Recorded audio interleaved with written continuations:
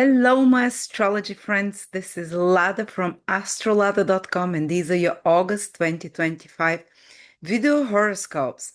And August is pretty gentle, easygoing month, possibly one of the easiest that I've looked at this year. And it's kind of like the quiet before the storm because in September we have two eclipses. But after that, again, we're going to have some wonderful configuration to the end of the year through the months. But August is a well-deserved respite and break. We're going to have Mercury turning direct. Around the same time, the two greatest benefics, Venus and Jupiter, are joining together in Cancer. Actually, the whole of August, they're pretty much in the same sign. So one area of your life will go with such ease, with such blessings and positive flow. So there will be one area that will be very easy for us all, or a source of blessings. And we're going to have a Saturn opposition Mars around the 9th, 8th, or 7th, 8th, 9th. But usually this is a stressful combination. Some external circumstance can stress us, some conflict that needs to be resolved. But this time it creates an incredibly positive configuration, which is called a kite formation, because there is a trine from Uranus to Mars, trine from Pluto to Mars. And that's kind of, Uranus is wisdom, Pluto is willpower. So some kind of whatever we triggered into, which is Mars Saturn opposition, triggered or into action, activated in some way, provoked, we're able to resolve it by tapping into divine wisdom and the right source of willpower that is aligned to divine willpower. So this energy, this conflict or the stress between Saturn and Mars that's starting at the beginning of the month will be resolved in some way into productive action. And of course, we're going to have full moons, new moons, but nothing dramatic, nothing over the top. There is a full moon on the 9th of August, which is in Aquarius. It's around the same time where everything else, the Venus, Jupiter conjunction, Saturn, Mars opposition. And this will be like peak of activity. Full moons are peak of activities, seeing the results of previous actions, getting the rewards for it, for example. And this full moon is in Aquarius, which is social. It predisposes us to connect with like-minded people, emotionally to form friendships, or to strengthen existing friendships already, or connections, business or personal connections as well.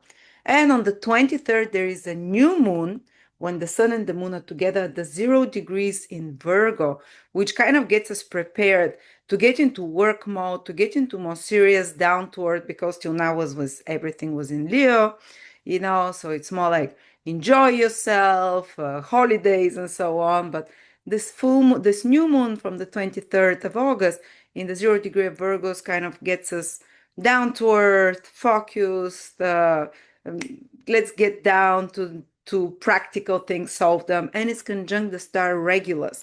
So it's the star of leadership. So maybe some kind of new motivation will come into us to, let's say, to organize ourselves, to take leadership about our health, which is Virgo, or because Regulus is a star of incredible willpower. This is the heart of the lion. It's a star there, the heart of the king, which gives us incredible willpower, incredible motivation, and bravery and courage.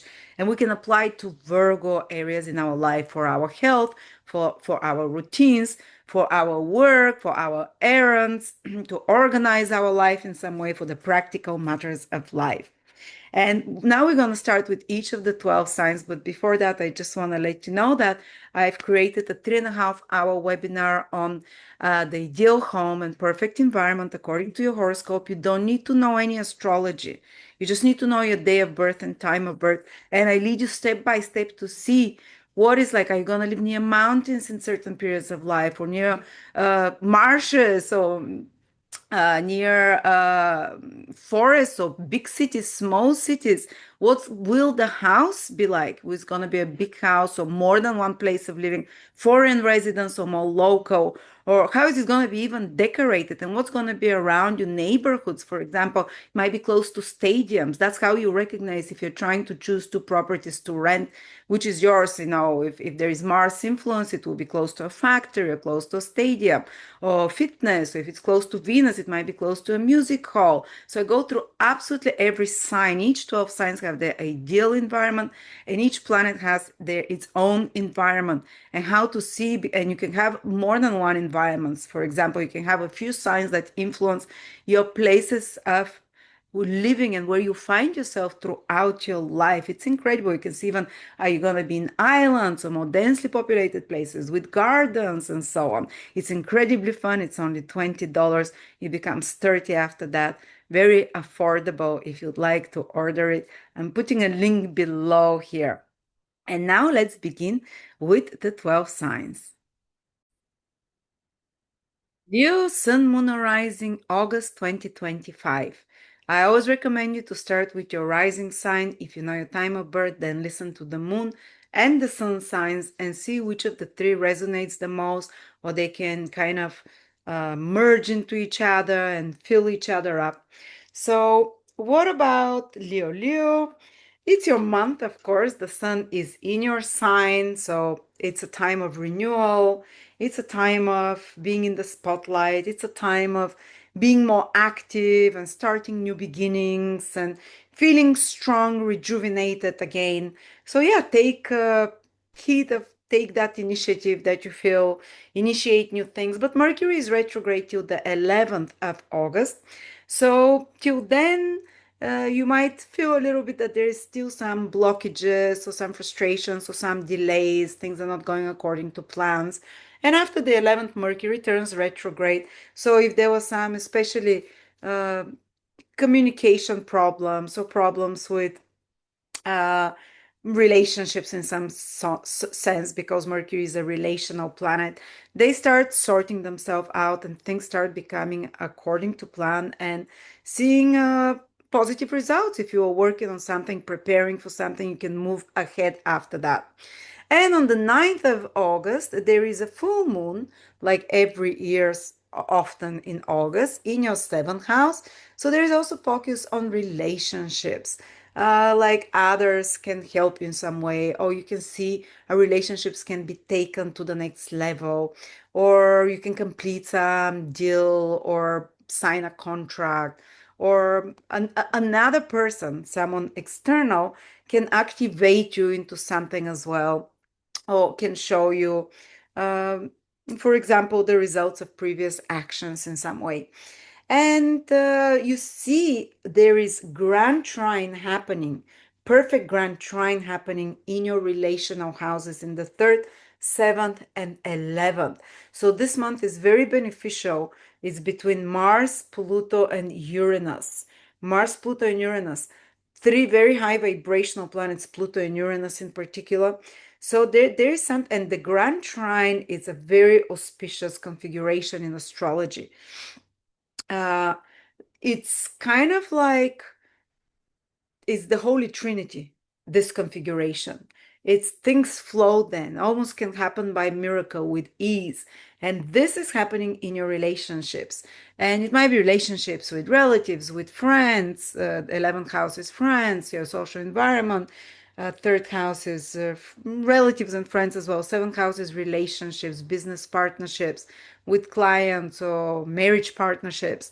There is some great harmony happening there. So something almost like a blessed mm, dispensation or through the grace of God can happen to you by the people you meet or the people you communicate with, the people you're in touch with. It will just flow if you're working with people, if you're engaging with people in some way. There is this perfect harmony that is happening and perfect opportunities that flow through ease, through divine grace, as I said. So, building bridges with others, connecting with the right people, somehow that can bring maybe business opportunities for you, new ideas, or introduce you to some new opportunities in some way or help you in some way. So, yeah, put your energy. And of course, the sun is in your sign. You have a lot of power to initiate things on your own, but somehow others are helping you as well. And when it comes to any interactions with others, things should go more flowingly. And Mars will stay for almost 2 months in your third house. You'll be wherever Mars goes, we get very proactive, very busy there. So anything to do with communication, with writing, with speaking, with learning courses, with learning something new or using your skills, you'll be very active on that. For example, me as an Aries moon, I might be recording a lot of videos for the next, starting from August into September, or might be very busy writing articles. You can apply this for your life. How do you use writing? How do you use the spoken word? How do you use communications? It's a busy time for that in August and into September as well. And maybe you can put energy into traveling, short travels as well. And especially around the 7th, 8th, 9th, Mars makes an opposition to Saturn. Be a little bit more careful about traveling around that time because your opposition is a bit stressful.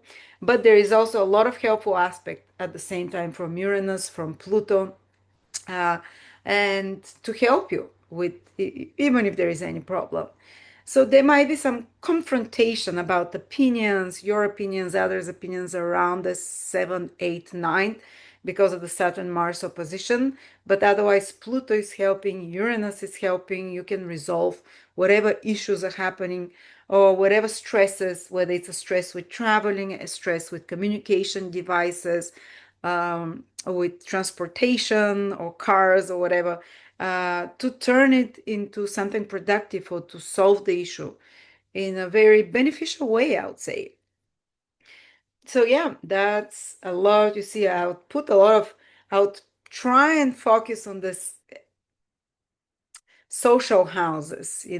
How can others help you, how you can help others, how you can contribute to society, how you can connect with others, because something really wonderful can come out of there, even if there's some frustrations at moments, or get going on some project connected to websites, connected to marketing, connected to media, to writing, which is all the third house as well.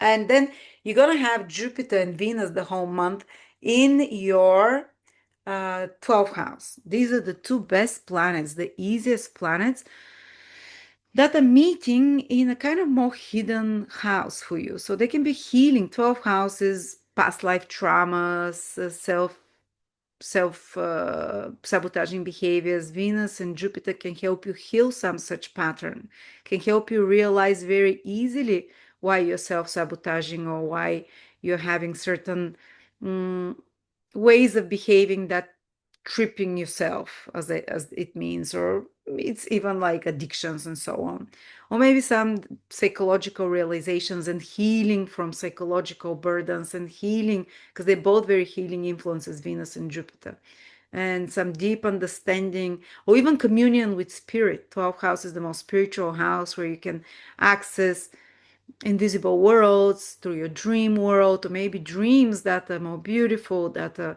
even foretelling you the future, or that are giving answers for you, or in a state of meditation and rest, which is the 12th house, you can have some beautiful experiences with ease, or some, if you're a meditator or spiritually inclined, through prayer, through contemplation, you can receive some gift from God again, because these two beautiful planets are together. Or if you go to a foreign country, travel somewhere in unknown lands, as well, it will be swimming. It will go wonderful. It will go with a lot of joy and opportunities and pleasant as well. Of course, Venus and Jupiter allow us to indulge in our hidden vices as well more when they're in the 12th house without repercussions or to have realizations that help us free from such behaviors easily without effort. Um, so yeah, the full moon on the 9th in your seventh house, focus on relationships. We talked about that. What else? Yeah, that's pretty much it. Yeah, there's going to be a full moon, a new moon on the 23rd in your second house, which means that your focus will shift from you towards more practical matters after the 23rd, like money, finances, resources, financial stability, family. But overall, you'll see that you'll be very active in this third house, short trips, a lot of communications are starting to happen, even if at certain moments they're frustrating because it is Mars after all, but it gets good aspects. So even if it's stressful, sometimes say working in a team environment with colleagues or with other people, you push the energy, you push everyone forward, and because of the wonderful aspects, you are able to resolve problems, solve problems together with others in an environment or a team much more successfully this month. And if you want to study or learn something, which is Mars in the third house again, wonderful time for it. I have a course as well because your mind becomes very awake and curious when Mars transits the third house. You can, and this course that I'm doing, it's 3.5 hours, it's pre-recorded, and it's only $20 about the perfect environments for you to live and how to know in your horoscope without even knowing any astrology what kind of house you're going to live in. Are you going to live in multiple places? Or are you going to live far away, foreign countries? Or are you going to live near mountains, oceans, rivers, or deserts? Or are you going to have tall houses or uh, one floor houses? Or how are they going to look inside? What's the neighborhood going to be? Is it going to be near churches or maybe on a street with certain name? You can see all of this without knowing astrology because each planet rules different environments. It's very practical webinar and it's a very fun webinar. It's very exciting. Check it out. And I'm only offering it for $20 before the 1st of August. So thank you very much and enjoy your month, Leo.